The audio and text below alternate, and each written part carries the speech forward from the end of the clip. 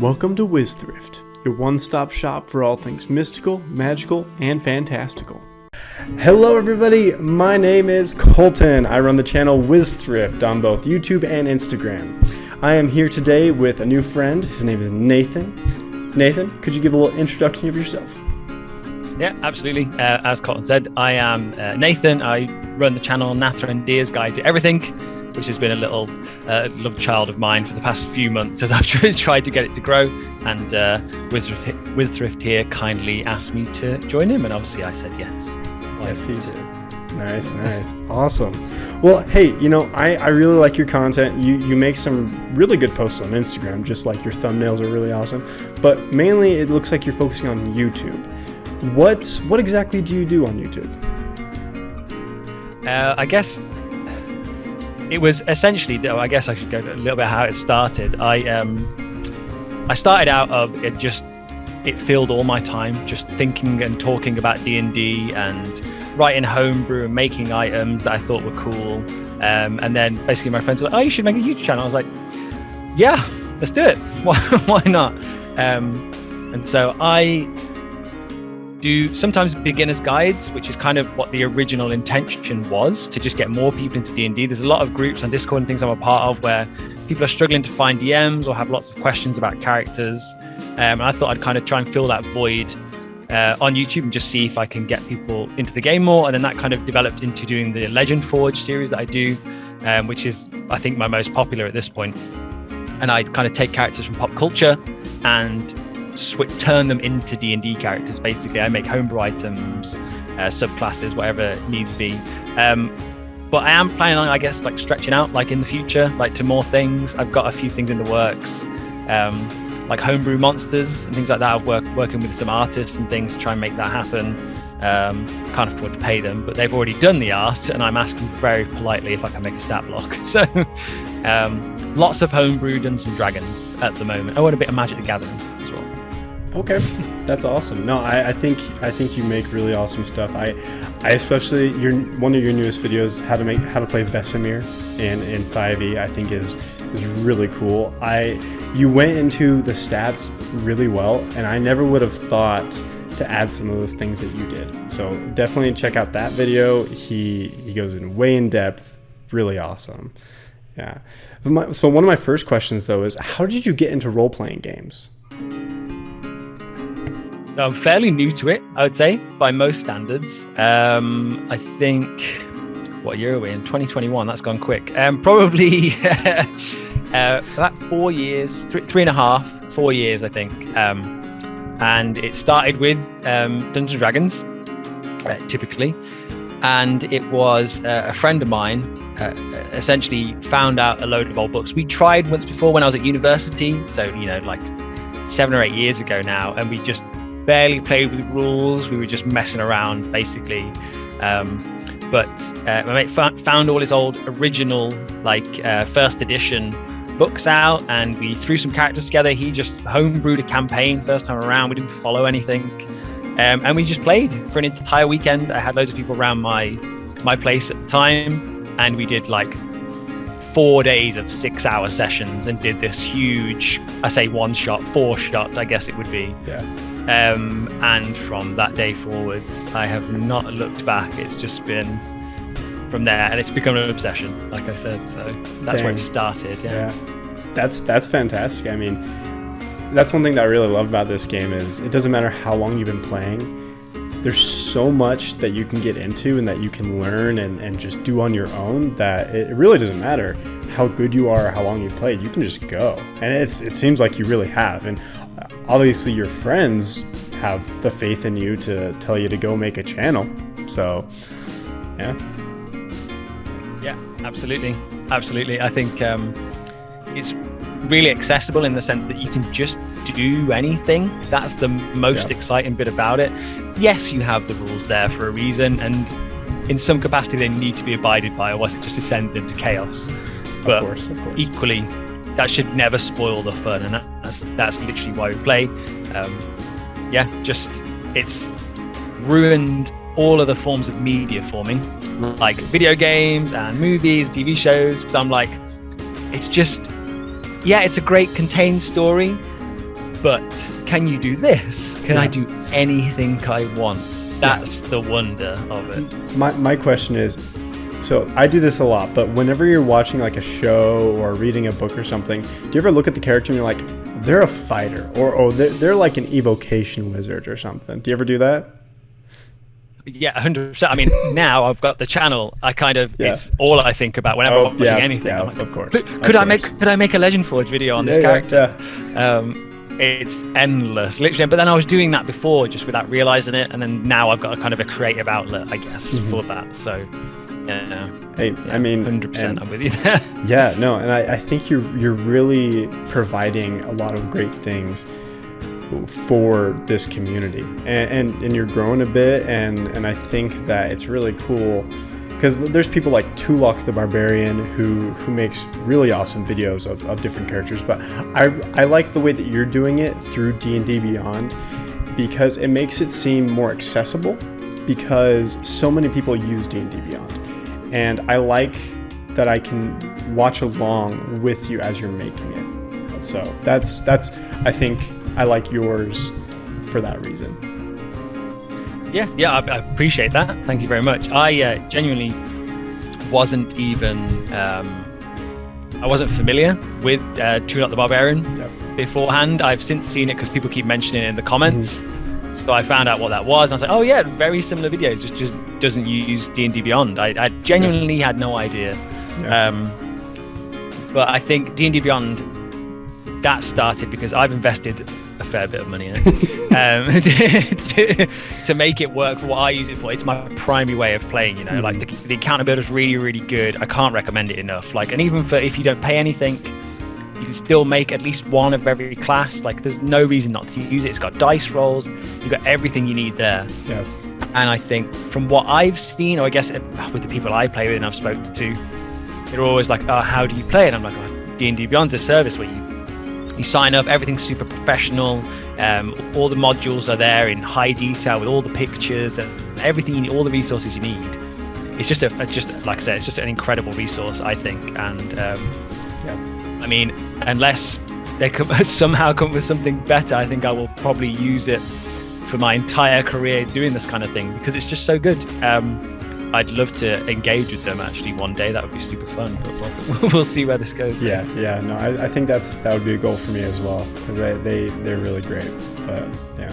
So another question I had is, what is the Legend Forge exactly? Okay, and how did it come to be? The Legend Forge. Well, it started as genuinely I was just brainstorming what videos can I make. Right, what can I actually do? And then I had the Castlevania season 2, 3, 4. Which season are we on? I can't remember. Anyway, Castlevania just finished. Yeah, there's 4. There you go. Season 4 on Netflix just come out. Yeah. And this is like when my brain was kind of whirring around these things. And I was like, I would love to play Cypher Belnades in a game. So I was like, how would I do that? I mean, I probably need to homebrew a subclass. And I just started going down that rabbit hole, basically. And I figured that'd be a good idea for a video.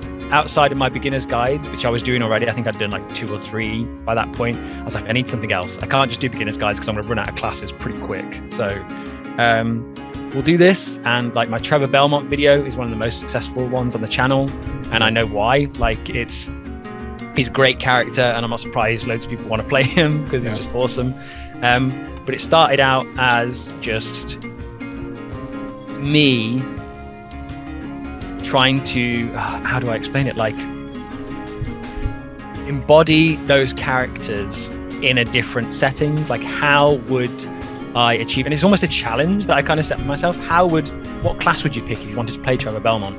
It's just working it out the best way you can. And then, you know, I'd come up with a basic idea, I'd build a class in D&D Beyond, and then Google it to see other people's thoughts. And I'd go, oh yeah, that thing. I didn't even think of that. That fits really well. That's incredible. Then other times I'd be like, why hasn't anyone done this? Why have I done it this way? This is just how I see him clearly.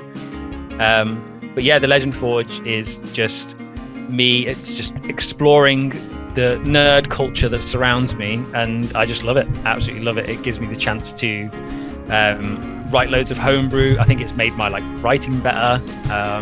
Lets me use all the resources I've got. The hundreds of pounds I've spent on books. It means all that knowledge is in there somewhere, so I can make my own items, make my own monsters, things like that.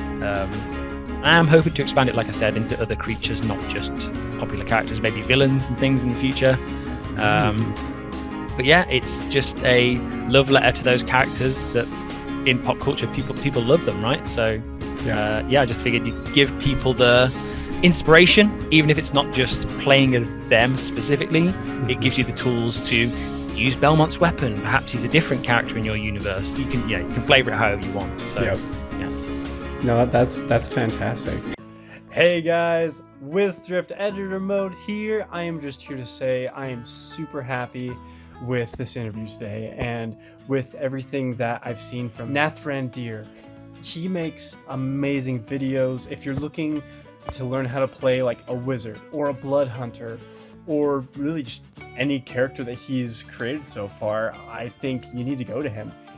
He goes through it step by step, and it's really good stuff. High quality content, good music.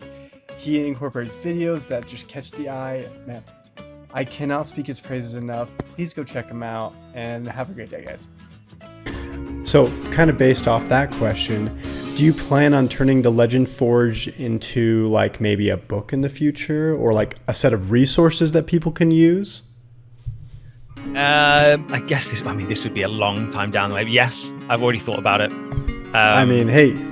It seems like you're already working on it. It seems like you already have a good thing. And the Legend Forge, it's a good name. It's a really cool name. So the plan was, so I guess origin really quick, Nathrandir was my first ever character. I think if you ever see me scroll through my characters in one of my videos, you'll see the first slot is a Dragonborn blood hunter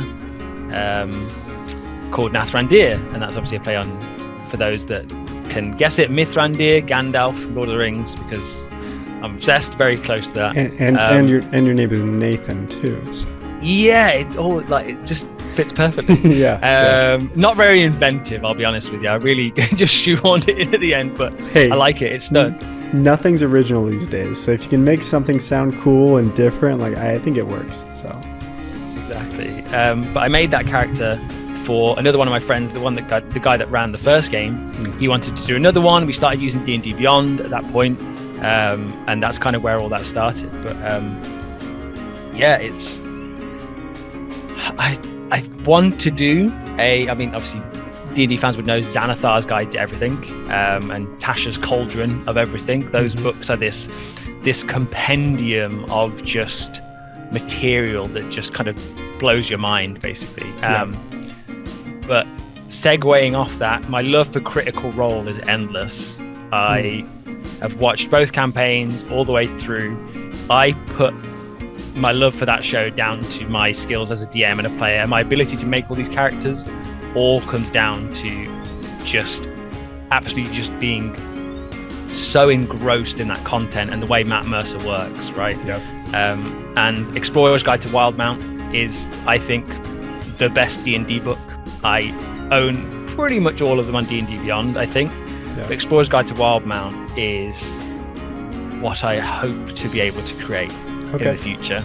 I think a vast kind of homebrewed world with almost everything fleshed out, but there's enough room there for you to flavor it for your own, for your own devices, with a few monsters in there as well of my own design. And hopefully some subclasses when I get better at it. I look back at the Cypher video now and I'm not too happy with it, to be honest with you. But it's one of those things you go as you learn. But I imagine it would be called Nathrandir's Guide to Everything. But mine and my friends' homebrew world that we've kind of all designed together, me and a couple of others, is called Nashinto.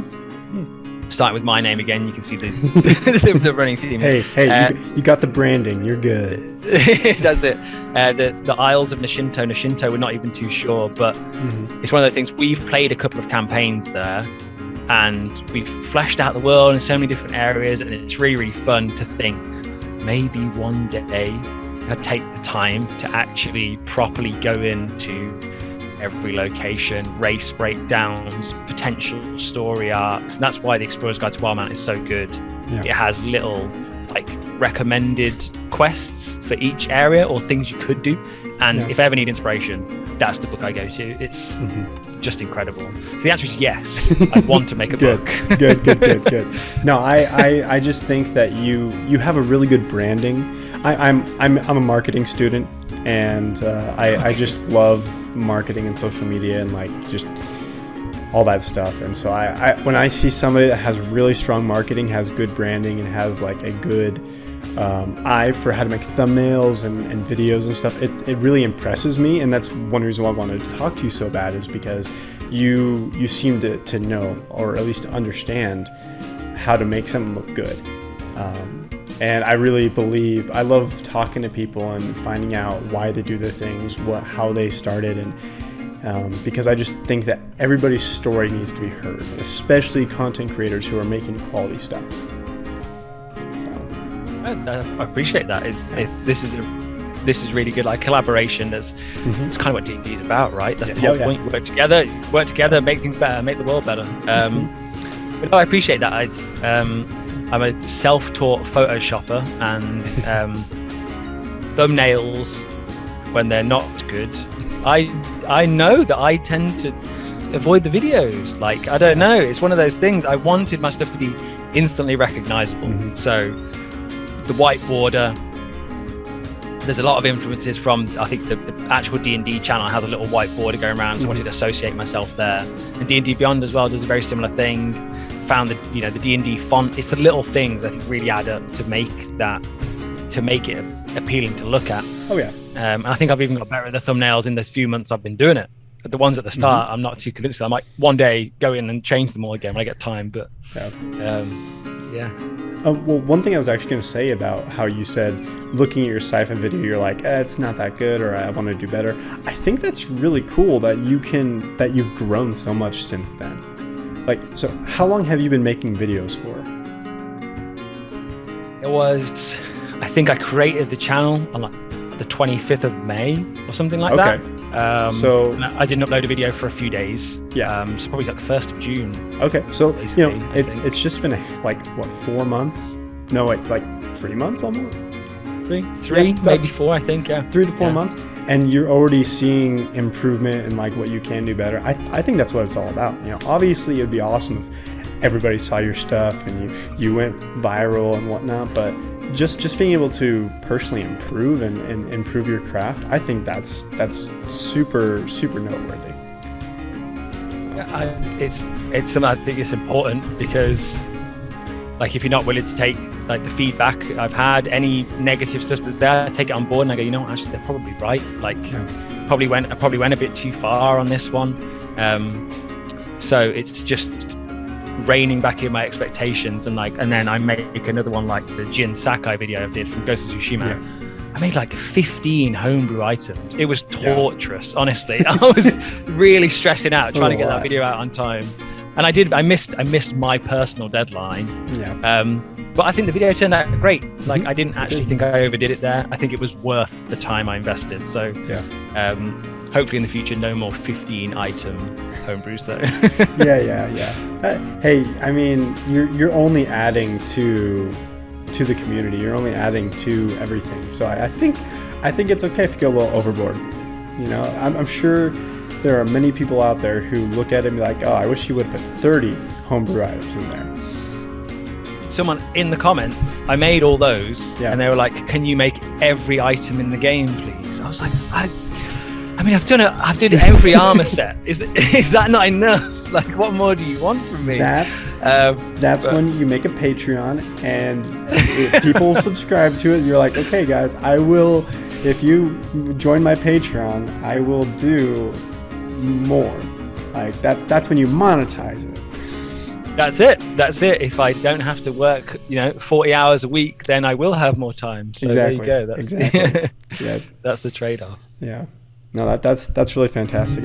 Actually, you already answered one of my last questions of who is how do you spell his name? Nathrandir? Is that how you say it? Nathrandir. Yeah. Nathrandir. Okay. Nathrandir. So I could go a little bit more into that character. Okay, that started as a Eladrin elf, I believe, which is like Feywild elves, I believe. My lord, it's been a long time since I played him. And that was in Homebrew World. I played alongside a half-orc paladin called Lyceus, who was one of my friends. And it's just so memorable, that campaign. And to this day, my friends call me Nathrandir as opposed to Nathan. So it rolls off the tongue, I think. It's quite fun to say, so I think that's how it works. But started as a wood elf, went through a Eladrin elf, sorry. Yeah. Went through like a blood ritual mid-campaign because I decided I didn't want to play an elf anymore. I wanted to be a dragonborn. Cool. My friend, that's D&D, right? My friend made it happen. He gave me the opportunity, and I took it and changed my alignment to chaotic from, I think it was, neutral, and started being a little bit more edgier. And here we are. We got to level 9, I think, when the campaign concluded. So yeah, it was my entry point to D&D Beyond and D&D proper, I think, with actual rules and things like that. Yeah. That's kind of how he started. It's not glamorous, but everyone's got to start somewhere, right? And it's a fantastic character, completely unoptimized, doesn't really work that well. But that's D&D, and just creativity. I just wanted to play a cool character. All I could think was, I want a Dragonborn that's also Darth Maul. That was my. I mean, you got it. So. No, I mean, exactly. What you said about not being optimized is there's a huge market out there for making min-maxed optimized characters, but there's also, just when you roll up stats and you get just a horrible stat and you put it in intelligence or maybe constitution or strength or wisdom. I really love, as a dungeon master, seeing players taking that and using it and making it a part of their character. Not just complaining about it, maybe it does suck in the moment, but turning it into something memorable and making it a really awesome experience for everybody. So I don't think you need to optimize characters. I think when it comes down to it, if you have a party, everybody's going to build off each other's strengths. I think, lose an arm or, lose an eye or something. That's happened to one of my players recently. A game, he stepped in a pool of acid, and so lost most of his right foot. But there you go. Okay. I think it's a really good example of that publicly is I don't know how familiar you are with Critical Role, but Grog Strongjaw, Critical Role, really dumb. Intelligence of 6. Yeah. But because of that, the role play elements were just endless. He's just such a fantastic character, and obviously Travis Willingham, who portrays him, is an actor, so that's a particularly good portrayal. Yeah. But I think it just opens up so much room for your character to have flaws. People do have flaws, so, and I know you're in a magical world, but people would still have flaws. So embody that, embrace that 6 intelligence, embrace that 6 strength, and just roll with it. As long as you have a character that you have some successful moments with, so you actually feel good about playing them. That's important too. But to fail at things is fine. That's part of the game, isn't it? Yeah. No, you should have something you're good at. If you're a wizard, you should be a smart wizard. If you're a bard, you should have high charisma. If you're a barbarian, you should have high strength, or depending on, or if you play dex. But yeah, here we go. You should have a good thing you can do, but also some bad things you can do. Because it's funny to fail, and it actually makes the story more memorable when you fail. 100%. Absolutely. I agree. Yeah.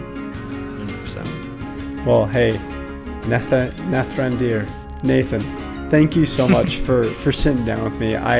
It was a pleasure and a delight to speak with you. I'm so glad our times could match up, because you're all the way in England and I'm in the US. So I'm glad we made it work. Yeah, we made it work. We made it work. So thank you for having me on. It's been fantastic. Yeah. Is there anything you want to shout out or shout out? WizThrift, for one, thank you for having me on. 100%. Everybody, like, comment, subscribe, easy. All the YouTube, YouTube stuff and things. You can find me at Nathrandir's _guide on Instagram. Nathrandir's guide to everything on YouTube. There's not much more else to say. I think that's me. Just thank you for having me. I really appreciate it. It's been fun. No, thank you so much again. And hey, have a good night in England, and I'll have a good day here in the US. Have a good afternoon. Yeah, exactly. Awesome. 100%. Thank you again, and I'll talk to you later, man. Have a great day. Yeah, 100%. Bye. Bye-bye.